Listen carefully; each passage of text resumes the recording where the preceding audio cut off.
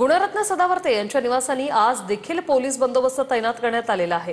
गुणरत्न सदावर्ते यांच्या घरी गेल्या काही दिवसांपासून पोलीस बंदोबस्त होता आणि आजही पोलीस बंदोबस्त कायम ठेवण्यात आलेला आहे।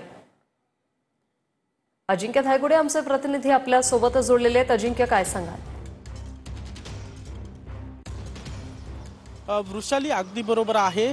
मनोज जरांगे पाटील यांचं जे 5 दिवस उपोषण आझाद मैदान इथे चाललं होतं, त्यानंतर गुणरत्न सदावर्ते यांचं जे क्रिस्टल टावर मुंबईमधील जे निवासस्थान आहे, या ठिकाणी मोठ्या प्रमाणात पोलीस बंदोबस्त तैनात करण्यात आला होता। खरं तर मनोज जरांगे पाटील यांचं काल उपोषण संपलेलं आहे, आंदोलन संपलेलं आहे, तरी देखील आता आपण पाहतोय की गुणरत्न सदावर्ते यांचं जे मुंबईमधील निवासस्थान आणि कार्यालय आहे, या ठिकाणी मोठ्या प्रमाणात पोलिसांचा बंदोबस्त तैनात करण्यात आलेला आहे। त्यांचं निवासस्थान असेल किंवा जे निवासस्थानासमोरील जे कार्यालय आहे, त्या ठिकाणी अधिकारी आणि कर्मचारी मुंबई पोलीस दलातील या ठिकाणी तैनात करण्यात आलेले आहेत। वाहनं देखील या ठिकाणी तैनात करण्यात आलेले आहेत। गुणरत्न सदावर्ते जे आहेत ते मनोज जरांगे पाटील यांच्या विरोधात नेहमी भूमिका घेत असतात आणि यावेळी कोणताही अनुचित प्रकार घडू नये, कारण की मोठ्या प्रमाणात मराठा आंदोलक जे आहेत ते मुंबईत आले होते आणि यावेळी कोणताही अनुचित प्रकार घडू नये यासाठी मुंबई पोलीस दलाकडून खबरदारीचा उपाय म्हणून मोठ्या प्रमाणात सदावर्तेंचं निवासस्थान असेल किंवा कार्यालय असेल, या ठिकाणी